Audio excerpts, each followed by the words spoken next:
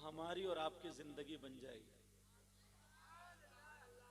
और पूरी जिंदगी नमाज पढ़ते रहो, अल्लाह अल्लाह करते रहो, इबादतें करते रहो, और अगर जरा सा गुरूर आ जाए, तकब्बुर आ जाए, घुमंड आ जाए और अल्लाह उससे नाराज हो जाए, तो उसका कोई भी सजदा कबूल नहीं होगा, कोई भी सजदा कबूल नहीं। इसलिए अपनी आदतें अच्छी बनाना। इमाम अहमद बिन हम्बल की बात सुनो, तवज्जो है ना जी? बेशक। एक मर्तबा अपने मुरीद के साथ में दरिया के किनारे से जा रहे थे। एक हवा का झोंका चला, बिच्छू दरिया में गिर गया। इन्होंने सोचा यार ये बिच्छू तो डंक मार देता, काट लेता है, मगर कोई फिक्र नहीं की, इसकी जान बचानी। डूब रहा था, मरने के करीब था, इन्होंने नहीं देखा मैं कपड़े पहनूं, इतना बड़ा इमाम, इतना बड़ा मौलवी, इतना बड़ा मुफ्ती, इतना बड़ा अल्लामा, इन्होंने नहीं सोचा, दरिया में घुस गए और उस बिच्छू को अपने हाथ पे उठा लिया। बिच्छू को जब हाथ पे उठाया, देखिए और उलमा आ रहे हैं और बहारे स्टेज की, अल्लाह बरकते पर आ जाइए हजरत लोग। वो बिच्छू को उठाया, मगर बिच्छू ने उसे डंक मार दिया। अल्लाह, जिसकी जान बचा रहे थे उन्हें काट लिया। तवज्जो मेरी तरफ, जिनकी जान बचा रहे थे उन्हें काट लिया। अल्लाह अल्लाह, उन्होंने उसको मारा नहीं, गाली नहीं दी, उन्होंने बुरा भला नहीं कहा, अल्लाह का शुक्र अदा किया, या अल्लाह तेरा शुक्र है, इसने काट तो लिया मगर मैंने इसकी जान बचा ली। सुभान अल्लाह। टहनी पर रख दिया, बिच्छू भी चला, ये भी चले, हवा का झोंका आया, फिर गिर गया, फिर इन्होंने पानी में घुस के बिच्छू को उठा लिया, फिर काट दिया। 7 मरतबा बिच्छू को बचाते रहे, बिच्छू डंक मारता रहा, काटता रहा, मगर मुरीद को गुस्सा आ गया। मुरीदों को कुछ ज्यादा गुस्सा आ जाता है, और मुरीद ही ज्यादा सुन्नत भी अदा करते हैं। पीर तो प्लेट पे हाथ लगा देता है, बाकी सारी टांगे लाते सब मुरीद ही साफ कर देते हैं। बोलो है कि नहीं ऐसा? अल्लाह अल्लाह, जरा गौर करो, तवज्जो रखो। वो कहने लगा सरकार, इसने 7 मरतबा काट लिया और अब इसे बचा रहे, 2 मिनट की इजाजत दे दो, 2 चप्पलों में से ठीक कर दूंगा मैं, इसे ठीक कर दूंगा। गुस्से में आ गया। अल्लाह अल्लाह, जब मामला ऐसा हुआ तो मुस्कुरा करके बोले बेटा जरा कान खोल करके सुन लो, इसे मारना नहीं है, डुबोना नहीं है। कहा सरकार ये काट रहा, आप इसे बचा रहे, कितनी बुरी आदत है इसकी। तो इमाम अहमद बिन हम्बल बोले जरा होश करो, जब ये अपनी बुरी आदत नहीं छोड़ सकता तो मैं अपनी अच्छी आदत कैसे छोड़ दूं। जब ये अपनी बुरी आदत नहीं छोड़ सकता तो मैं अपनी अच्छी आदत, तो अपनी अच्छी आदतें बनाओगे बोलो? अल्लाह अल्लाह, जरा सरकार की जिंदगी देखो, सरकार की सीरत पढ़ते हो ना, सुनते भी हो, जरा सुनो। मेरे आका की जिंदगी के लम्हात, चंद लम्हात तुम्हारे सामने रखता हूं।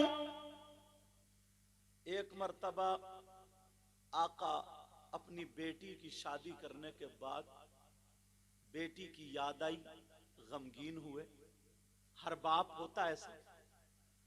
कुछ दिन गुजरते रहे, दुआ करते रहे, अल्लाह मेरी बेटी को सब्र और शुक्र की तौफीक और हिदायत देना।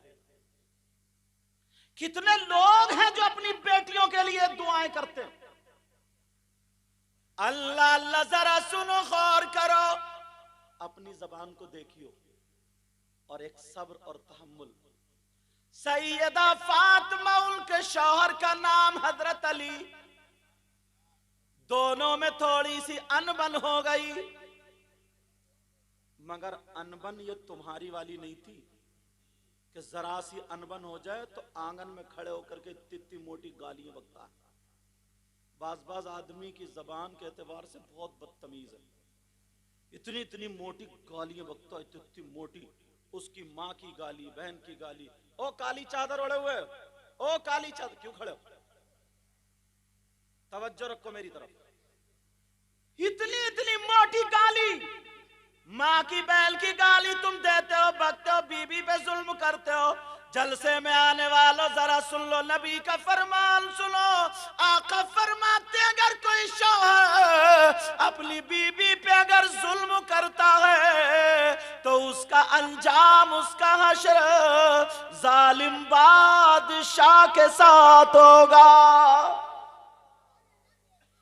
जालिम बादशाह के साथ होगा। अल्लाह अल्लाह, सैयदा फातिमा और हजरत अली में थोड़ी हो गई।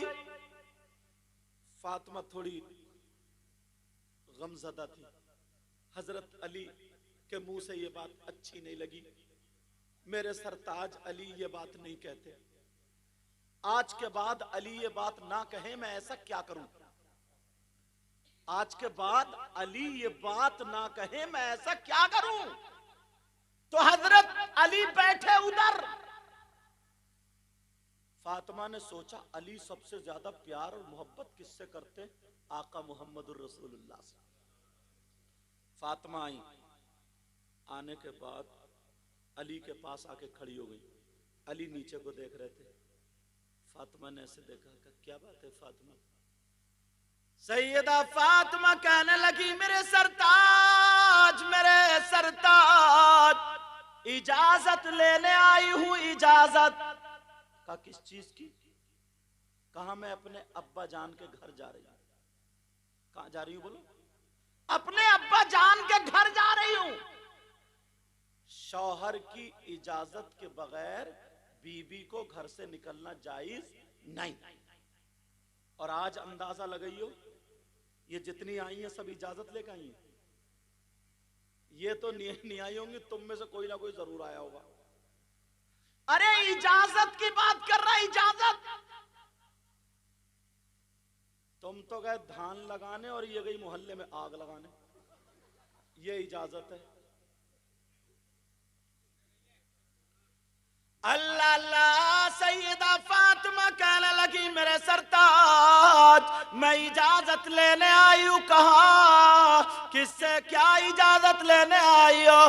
कहा मेरे सरताज, मैं अपने अब्बा के घर जा रही हूँ। फातिमा बोली, अब्बा जान के घर जा रही हूँ। हजरत अली बोले, फातिमा अब्बा जान के घर क्यों जा रही हो? जरा इतना बता दो। सैयदा फातिमा ने कह दिया, मेरे सरताज, मैं आपकी शिकायत करने अपने अब्बा जान से जा रही हूं। शिकायत करने। अल्लाह, हजरत अली की आंखों में आंसू आ गए, आंखें छलक गई।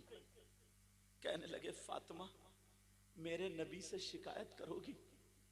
और वो भी मेरी, और वो भी नबी की बेटी शिकायत करेगी? कब फातिमा तुम मेरी शिकायत करने के लिए इजाजत लेने आई हो? फातिमा जब तुम मेरे घर में रही, 3 दिन भूखी रही, मैं चाहता था मेरी फातिमा मुझसे कुछ मांगे, मगर तुमने कुछ नहीं मांगा। सूखी रोटी खाई, कुछ नहीं मांगा। एक एक जोड़ी कपड़े पहने, कुछ नहीं मांगा। कपड़े फट गए, उसमें पेमद लगाया, कुछ नहीं मांगा। मगर फातिमा आज तुम मुझसे मांगने आई, तो वो भी मेरी शिकायत के लिए इजाजत। फातिमा जा तो रही हो, इजाजत तो है, मगर जाते जाते इतनी दुआ कर जाओ, तुम्हारे पहुंचने से पहले पहले अल्लाह ताला मुझे मौत अता फरमा दे, मेरी रूह कब्ज कर ले।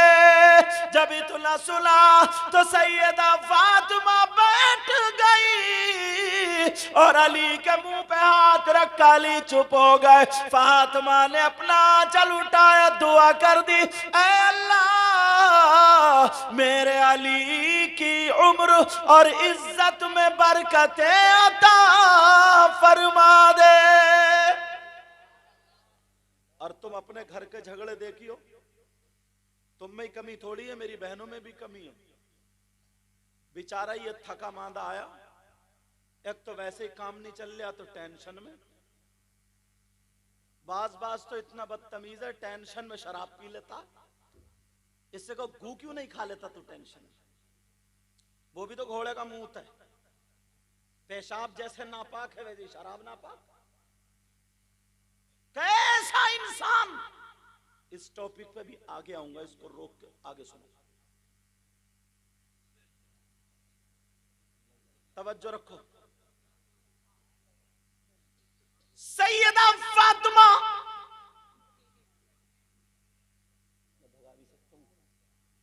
सैयदा फातिमा, ए बेटा दुआ कर रही हैं, अल्लाह मेरे अली की उम्र और इज्जत में बरकतें अता फरमा दे। अल्लाह समद, आज तुम्हारे घर की अनबन, काम करने आया, टेंशन है, काम नहीं चल रहा, घर जैसे आया तो इस बीबी ने क्या किया, क्या अंजाम दिया इस मेरी बहन ने, निकाला सैंडल या चप्पल और बच्चों पे बरस पड़ी, तड़ा तड़ा, छोटे को मारे, बड़े को मारे, खूब पटापट पटापट पट, और बच्चे रोते हुए चलते चले जा रहे। इधर आओ हरी टोपी वाले, इधर आ बैठ, चलो इधर आओ, इधर आ बैठ, जल्दी आओ, यहाँ आके बैठो, तवज्जो रखो। अब जरा सुनो मेरी बात, गौर करो। बच्चे रोते हुए जा रहे, अब क्या हुआ? तुम जानते हो प्यारे, इस्लाम कैसे हम तक पहुंचा है? इस्लाम कैसे, असल में तुम्हारी आदत बिगाड़ दी हम लोगों ने, तुम्हें चुटकुले सुना सुना के, हंसी मजाक की बातें कर करके तुम्हारी आदत खराब कर दी है। तुम्हारी आदत वही बन गई है, अच्छी बातें सुनने के तुम आदी नहीं हो। किसी के घर अगर बेटे का इंतकाल हो जाता ना, उस बाप से कहियो कि तू ठिट्टे मार के दिखा। अगर किसी की माँ का इंतकाल हो जाए, उस बेटे से कहियो कि हंस के दिखा। किसी के माँ बाप का अगर इंतकाल हो जाए तो उसकी औलाद से कहियो कि तू ढोल बजा के दिखा, तो पता चल जाएगा। इमाम हुसैन पाक करबला में शहीद हुए, तुम्हें मालूम है आज हम इतनी नस्लों के बाद सैयद है, इतनी नस्लों के बाद सैयद हैं, लोग हाथ चूम रहे हैं, वो डायरेक्ट सैयद थे। उनके बच्चे सामने कट रहे थे, उनके बच्चे घोड़ों की टापों के नीचे रौंदे जा रहे थे, उनके घरों से खेमे उजाड़े जा रहे थे, 6-6 महीने के बच्चों के हलकूम पे तीर चलाए जा रहे थे। तुम्हें क्या मतलब है? तुम तो बस 10 मुहर्रम निकला, ढोल बजाना शुरू कर दिए, नाचने खेलने कूदने शुरू कर दिए। तुम्हें क्या मतलब निकला? लड़की और लड़के मोबाइल लेकर के, मैं सोच रहा था पुरानी तकरीर ना करूं, लड़की और लड़के लेकर के मोबाइल जलेबी खाने के लिए करबला शरीफ में जा रहे हैं, सोट बताशों पे लड़ने जा रहे हैं, समझे? यहां तक के बिसात खाने की दुकानों पे इधर आधर 1 साल से इंतजार होता 10 मुहर्रम के मेले का। डूब जाना चाहिए शर्म के मारे, डूब जाना चाहिए शर्म के मारे। 10 मुहर्रम को हुआ क्या था? इमाम हुसैन पाक के बच्चे शहीद हुए, लेटे थे। तुम इंजॉय करते हो, जिसके घर पे फूटती है उसे ही पता चलता, उसे ही जानते हो इस्लाम कैसे हम तक पहुंचा है। आज हमने अगर इन बच्चों को आजाद कर दिया ना, तो एक दिन वो होगा, ये बच्चे किसी की मोटर खोलेंगे, ये बच्चे किसी का नल खोलेंगे, ये बच्चे, अरे लड़के तो लड़के, अपने घर में हम झांक करके देखे, लड़कियां मोबाइल चला रही हैं लड़कियां। अब इस बाप से पूछो कि लड़की का कौन सा ऐसा रिश्तेदार है जो मोबाइल चलाने के लिए दे दिया है? कौन सा ऐसा इसका ठेकेदार है जो मोबाइल पे बात करने के लिए दे दिया है? समाज में सर उठाने के लायक नहीं है।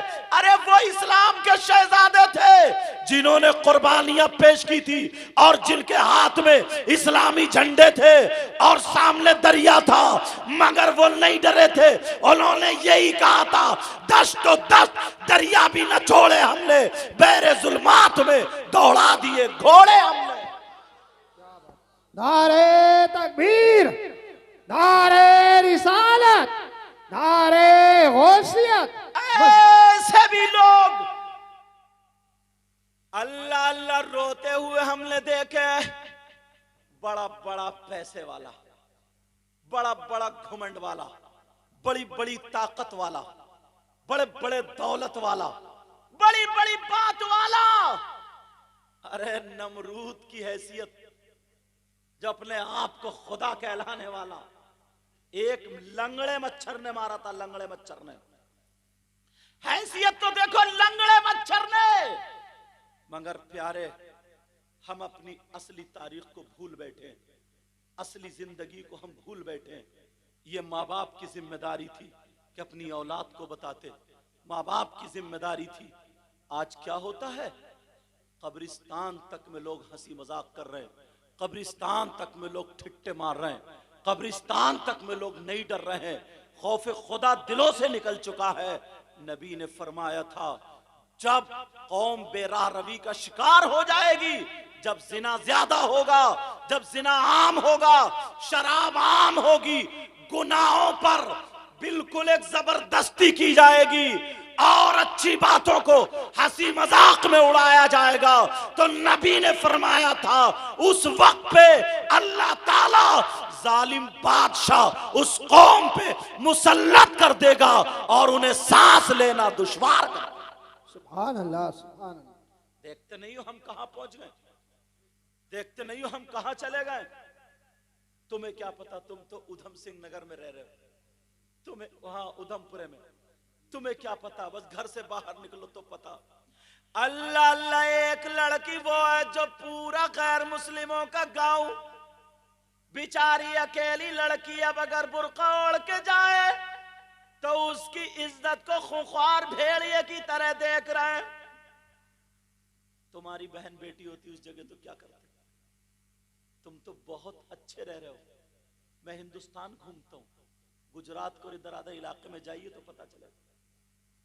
अब वो लड़की कैसे अपने आप को बुर्के में, पर्दे में रखे, इज्जत बचाए या क्या करे। इज्जत बचाने के लिए अब अपने उस जिस्म पर उसने साड़ी डाल ली। तुम्हें क्या पता, तुम्हें तो अगर ये नहीं मिला ना 1 किलो तो बस पकड़वा दिया, लड़ गए, इधर से उधर कर दिया, गन्ने के खेत में कर लिया, हंस लिए। जिस दिन अपने ऊपर आती है उस दिन पता चलता। बच्चों को देखा नहीं था तुमने अभी कुछ दिनों पहले, अल्लाह, बच्चों को जेसीबी से गड्ढे खुदवा करके इतने इतने बड़े बच्चों को, लड़कों को लड़कियों को जमीन में डाल के और उसके ऊपर से मिट्टी डाल दी थी। वो पुकार रही थी, माँ मुझे बचा लो, बाप मुझे बचा लो। माँ बाप उधर बंधे हुए थे और उनके सामने उनके बच्चों को जिंदा दबाया जा रहा था। तुम कब तक हंसी से बाहर आओगे, कब तक मजाक से बाहर आओगे, कब तक तुम्हारी लफंगी गिरी चलती रहेगी। बाप की आंखों पे चर्बी है, बाप की आंखों पे पर्दा है, माँ की आंखों पे पर्दा है। क्या नहीं देखता है मेरी बेटी कहां बात कर रही है, मेरा बेटा कहां बात कर रहा है, क्या नहीं देखता।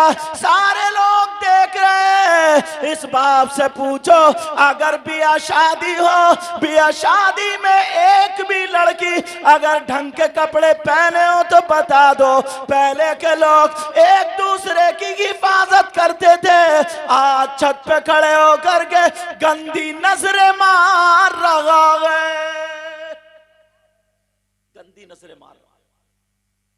सीने पे देखो तो छाले पड़े हुए और हमें हंसी मजाक ठट्टे ही सूझ रहा।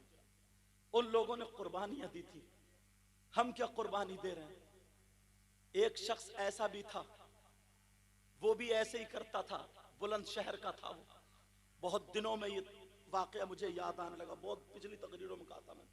बुलंदशहर का था, जब तकरीर होती थी तो वो भी 2-4 से ऐसे ही हंसी मजाक ठिट्टे करता था, मौलवियों की मजाक उड़ाता था, दीनी इस्लामी बातों पे मुंह बनाता था। हुसैन पाक का जिक्र चल रहा था, बयान कर रहा था, जैसे ही मजाक उड़ाई अल्लाह ताला ने उसके मुंह में कैंसर दे दिया, कैंसर दे दिया। कितने जाकर के देखो एम्स में, जीवी पंत में देखो, कितने बच्चे बच्चियां रो रही हैं जिनकी माँ के पेट में गांठ है।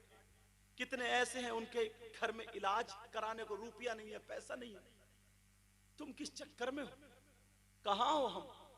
खाली कूद लिए, हंस लिए, जरा जाकर के हॉस्पिटल में देखो तो तुम्हें पता चलेगा। हम दुनिया देखते हैं।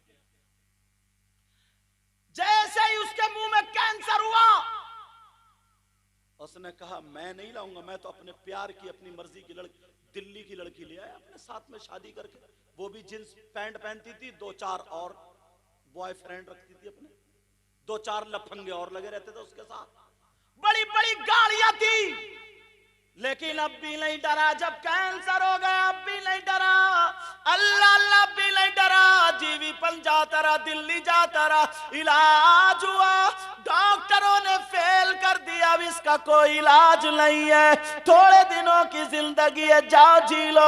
अब सोचा मेरी गाड़ी का क्या होगा, बीबी छोड़ के भाग गई, मेरी जायदाद का क्या होगा, मेरे खेत और प्लॉट का क्या होगा। अब परेशान हो गया।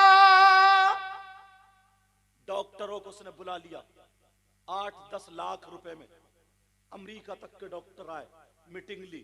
अमेरिका के डॉक्टर ने जुमला कहा था, इसकी कोई दवा नहीं है, कोई दवा नहीं, आखिरी स्टेज पे। हाँ, तुम्हारे यहाँ गुरु होते, तुम्हारे यहाँ फकीर होते, तुम्हारे यहाँ मौलवी होते, तुम्हारे यहाँ एक बुक होती है जिसको वो कुरान को कह रहा था, तुम्हारे यहाँ किताब होती है, अगर कोई गुरु पढ़ के फूंक दे, दुआ कर दे कोई फकीर, तब तो तुम ठीक हो सकते हो, वरना इसकी कोई दवा है ही नहीं।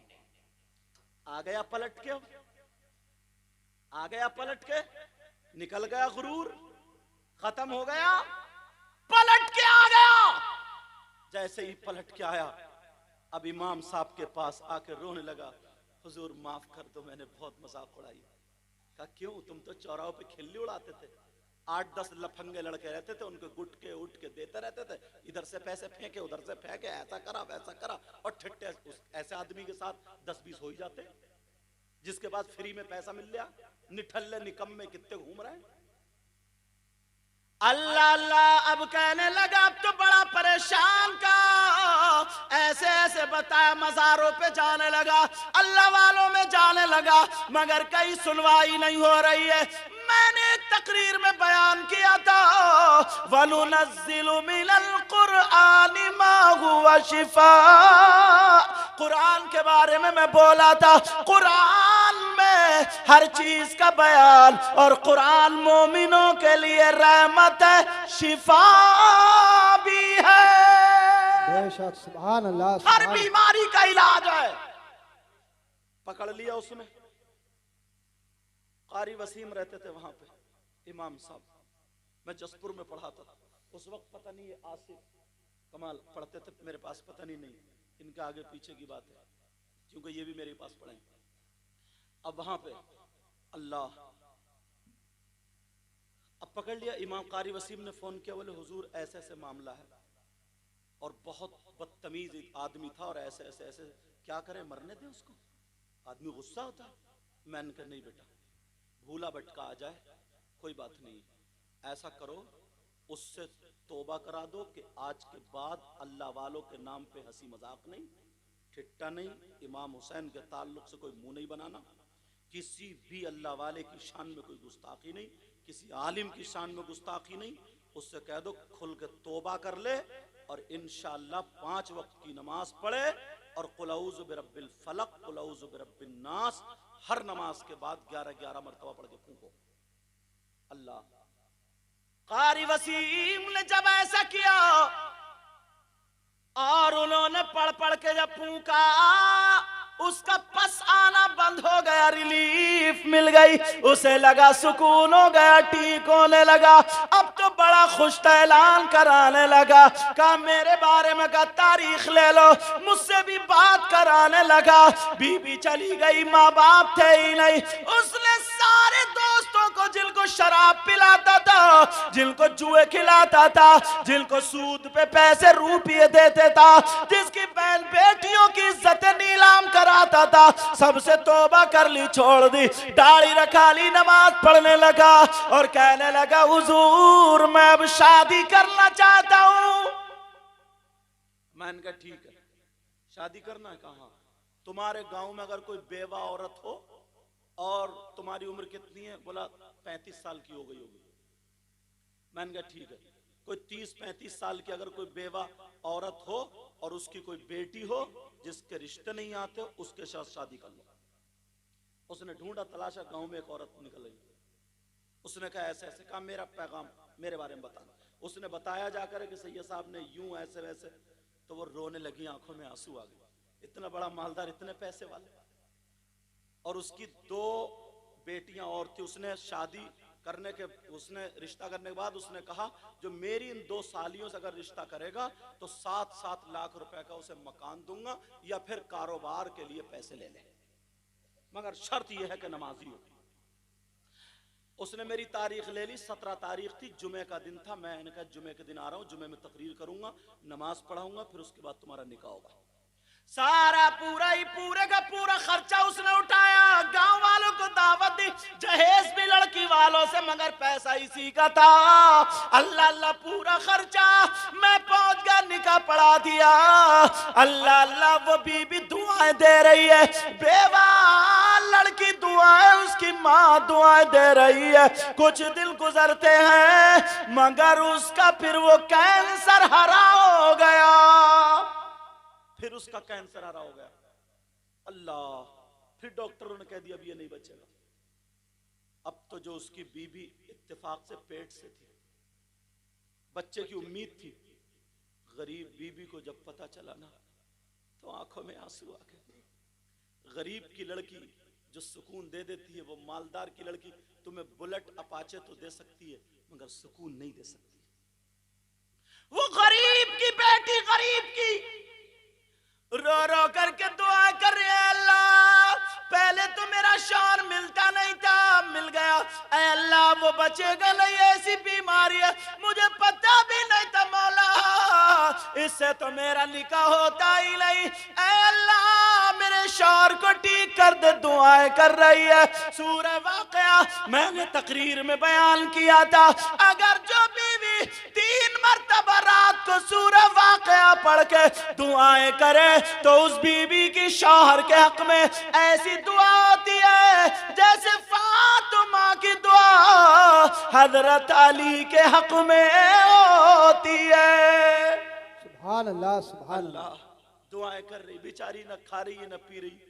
ऐसे वक्त में तो वैसे गिरी पड़ी रही थी लड़की, उससे खाया पिया नहीं जाता, 4था-5वां महीना, परेशान थी।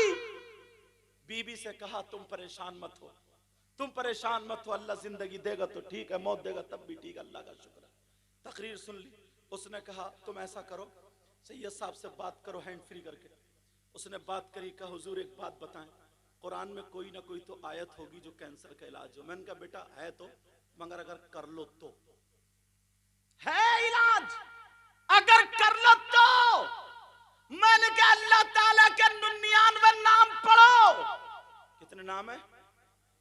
और मैंने कहा 28वें सिपारे की आयत, हुवल्लाहुल्लज़ी ला इलाहा इल्ला हु आलिमुल गैबि वश्शहादति हुवर रहमानुर रहीम, हुवल्लाहुल्लज़ी ला इलाहा इल्ला हु अल मलिकुल कुद्दूसुस सलामुल मुमिनुल मुहैमिन अल अज़ीजुल जब्बारुल मुतकब्बिर सुब्हानल्लाहि अम्मा युश्रिकून, हुवल्लाहुल खालिकुल बारिउल मुसव्विर अल मुसव्विरु लहुल अस्माउल हुस्ना युसब्बिहु लहु मा फिस समावाति वल अर्द वहुवल अज़ीजुल हकीम। मैंने उसका नाम पूछा, उसके नाम के अदद निकाल के बता दिया, बेटा इतनी मर्तबा पढ़ लो। कहने लगी हुजूर कब पढ़ूं? मैंने कहा तहज्जुद में पढ़ लो। अल्लाह अल्लाह वो लड़की रोजाना रात को तहज्जुद में पढ़ती है और रो रो करके दुआएं कर रही है। 1 महीना दुआ करते करते रोते रोते गुजर गया, बेचारी सूख के कांटा हो गई। एक तो वैसे उम्मीद से थी, थोड़ा सा खाना खा रही है, अब अगर चल रही है तो चक्कर आ रहा, बैठ रही है तो चक्कर आ रहा, उठ रही है तो चक्कर आ रहा। अब मुहर्रम का महीना आ गया। जैसे ही मुहर्रम का महीना आया, 1 दिन 2 दिन 20 मुहर्रम गुजर, 21वीं रात आती है जो हजरत अली की शहादत की रात है। पढ़ते पढ़ते कुरान सामने था, दुआ मांग रही थी, चक्कर आ गया, आंखों के नीचे अंधेरा, बहुत ज्यादा चक्कर आया तो उसने सोचा मैं थोड़ी देर दीवार से टिक जाऊं। जैसे ही दीवार से टिकी है, आंख लगी है तो सर से दुपट्टा उतर जाता है, चादर जो ओढ़े थी वो उतर जाती। अल्लाह, कोई आने वाली थी और सर पे दुपट्टा संभाल के, चादर संभाल संभाल के कहती है, बेटी तू मेरे बच्चों का सदका मांग रही है और खुद सो रही है। कहा मेरे बच्चों का सदका मांग रही है और खुद सो रही है। अल्लाह अल्लाह, वो लड़की कहती है जब मैंने आवाज सुनी तो मेरी आंख खुल गई, कोई नहीं था। मैंने देखा कुरान शरीफ खुला हुआ, कुरान शरीफ में से एक हरी लाइट निकली। ये सब कुछ कारी वसीम साहब ने बयान किया था। वो लाइट निकली, अल्लाह अल्लाह, और वो लाइट उस लड़की के चेहरे पे गिरी, उसकी आंख और खुल गई। अल्लाह अल्लाह, वो लड़की कहती है वही हरी लाइट मेरे शौहर की चारपाई में चली गई। मैं देख रही हूँ सर से लेके पांव तक वो हरी लाइट उतर जाती है। वो लड़की बोली मैंने देखा मगर चक्कर आ गया, दीवार से टिक गई, आंखें बंद कर ली। किसी ने मेरे सर पे हाथ रखा और कहा जा जा जा, उठ जा, तेरा शौहर ठीक हो गया। बेशक सुभान। इतने में अजान होने लगी और जैसे ही अजान हुई वो लड़की उठी, खुशी के मारे कुरान को चूमा बंद करा, जाके शौहर के ऊपर गिर गई। कहा उठो तुम ठीक हो गए, उठो तुम ठीक, जैसे पागल नहीं होते, कहा खुशी के मारे, कहा उठो तुम ठीक हो गए। वो लड़की कहने लगी ठीक हो गए तुम। अल्लाह, वो समझा ना मेरी बीबी कमजोर हो गई, ये दिमाग का तवाजुन ऐसे हो गया, बेचारी पर लोड बहुत है, ऊपर पेट से, समझे ये सारी बातें। बीबी के सर पे हाथ फिराया, बिठाला, पानी लाया, पानी पिलाया, का परेशान मत हो, हाँ मैं ठीक हो जाऊंगा। लेकिन बीबी कहाँ माने, बीबी वाली तुम ठीक हो गए, जाओ, मैंने कह दिया, मुझे बता दिया ठीक हो गए।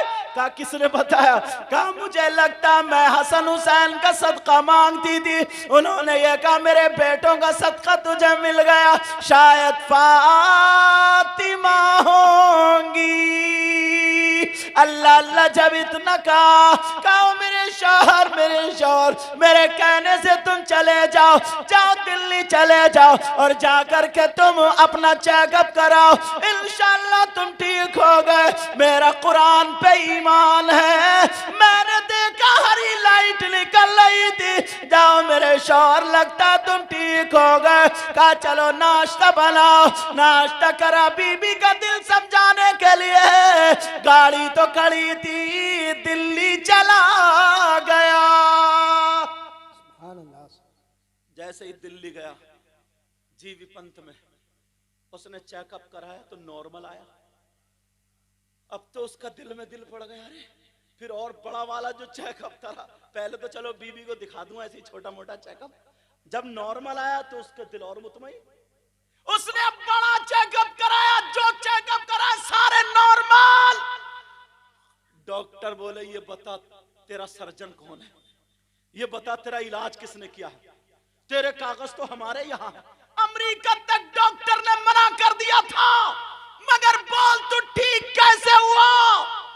अल्लाह, वो सीने पे हाथ रख के कहने लगा डॉक्टर साहब, मेरा सर्जन, मेरा डॉक्टर मेरी बीबी है। आंखों में आंसू आ गए और कहने लगा मैं मालदार के चक्कर में था, वो छोड़ के चली गई, ये गरीब की बेटी ने अपनी जान मेरे लिए दांव पे लगा दी और मुझे ठीक कर दिया। आज मेरी बहनें अपने शौहर के लिए क्यों ऐसी नहीं बनती, और तुम भी क्यों अपनी बीबी के लिए ऐसे नहीं बनते हो। आज घर घर में क्यों झगड़े हो रहे हैं, आज क्यों तलाकें हो रही हैं, आज क्यों मारपीट हो रही है। जरा जरा बात पे तुम अपनी बीवी पे जूता चप्पल उठा लेते हो, तमाचे मारते हो, गालियां बकते हो। मेरा मौजू यही था, यही आना था मुझे। अल्लाह अल्लाह कहने लगा, मेरी बीबी ने मेरा इलाज किया और आंखों में आंसू आने लगे, कहने लगा मेरी बीबी तुम पे कुर्बान हो जाऊं। अल्लाह अल्लाह खुश हो गया। डॉक्टर बोला तुम्हारी बीबी क्या MBBS है बताओ। कहा नहीं। कहा MD, कहा नहीं। कहा BMS, कहा नहीं। कहा फिर कौन सी डॉक्टर है। कहा वो रूहानियत की डॉक्टर है, उसने कुरान से इलाज किया है। कुरान से कहा अपनी बीबी को हफ्ते में एक दिन हमारे यहाँ रख दो, हम मुंह मांगे होगी, तुम्हें तनख्वाह देंगे, ऐसे डॉक्टर की हमें जरूरत है। वो कहने लगा, वो पागल डॉक्टर, सुनो, वो मेरी बीवी मुझसे दिलो जान से प्यार करती है, उसने अपने अल्लाह से मांगा, मैं सोता था, वो रात रात भर रोती थी। आज कौन सी ऐसी बीबी है जो अपने शौहर के लिए रो रही हो? जाने कितनी मेरी बहनें ऐसी है, तुमसे हाथ जोड़ के कह के जाऊंगा, तुम्हारा शौहर सऊदी अरब चला जाए, तुम्हारा शौहर ड्राइवर हो, तुम्हारा शौहर कहीं बंबई या चेन्नई वगैरह चला जाए, तो तुम मेले ठेलों में दूसरे लड़कों से बातें कर रही हो, मोबाइलों में तुम्हारे SMS पकड़े जा रहे हैं, मोबाइलों में तुम्हारी वीडियो कॉलिंग पकड़ी जा रही है। मेरी बहन, तुझे ऐसा नहीं होना चाहिए। वो लड़की, वो लड़का कहने लगा, मेरी बीवी ने मुझे कुरान से ठीक किया है। उसने जेब में हाथ डाला तो जितने पैसे थे अपनी बीवी के लिए सोने का हार ले लिया। कहा, आज अगर मेरे पास 10 लाख भी होते तो बीवी पे कुर्बान कर देता। अल्लाह, 10 लाख जितने होते कुर्बान कर देता। हार लिया। उधर वो लड़की के कारनामे सुनो। लड़की दरवाजे पे आई थी शौहर को लखाने, जाओ मेरे सरताज, और दुआ करने लगी, ऐ अल्लाह मेरे शौहर को ठीक कर देना, मौला ठीक कर देना। रात भर उस लड़की ने कुछ खाया नहीं था, एक तो पेट से थी बेचारी, से संभल के खड़ा नहीं हुआ जा रहा था। लेकिन जैसे ही दरवाजे से वापस आई, मेरी तरफ तवज्जो रखो, जैसे ही दरवाजे से वापस आई उसे सैयदा फातिमा याद आ जाती है, और जैसे ही सैयदा फातिमा आई, याद आई, उसने वुजू बनाया, सूरह नूर और सूरह तोहा पढ़ना शुरू कर दी, और पढ़ते पढ़ते पढ़ते पढ़ते कुरान खुला था, वो लड़की दुआएं कर दी, अल्लाह मेरे शौहर की रिपोर्ट नॉर्मल आ जाए, मेरा शौहर ठीक आ जाए, ठीक हो जाए। उस लड़की को चक्कर आया, जैसे ही चक्कर आया लड़की गिरी, सर फट गया, खून निकल निकल के जम गया, लड़की बेहोश हो गई।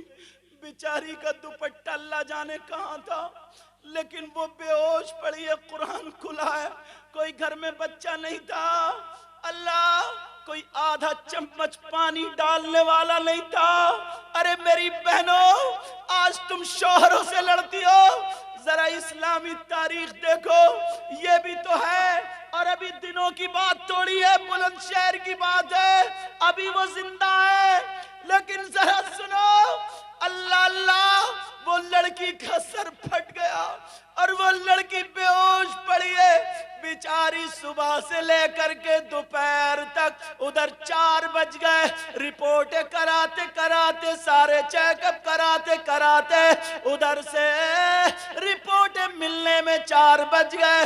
बेचारी ने न खाना खाया न पानी पिया, बेहोश पड़ी है, बेहोश। मगर अल्लाह की रहमत के फरिश्ते उसकी हिफाजत कर रहे। कुरान खुला पड़ा, लड़की का दुपट्टा अलग है और वहां पे पड़ी है, कोई आधा चम्मच पानी पिलाने वाला नहीं है। इतने में शौहर 4 बजे जब घर में आया, दरवाजे पे आकर के देखा, ओ कनीज़ फातिमा मेरी तरफ तवज्जो दो, ओ कनीज़ फातिमा, फातिमा का घर में आकर के देखा तो कोई नहीं, वो लड़की बेहोश पड़ी है।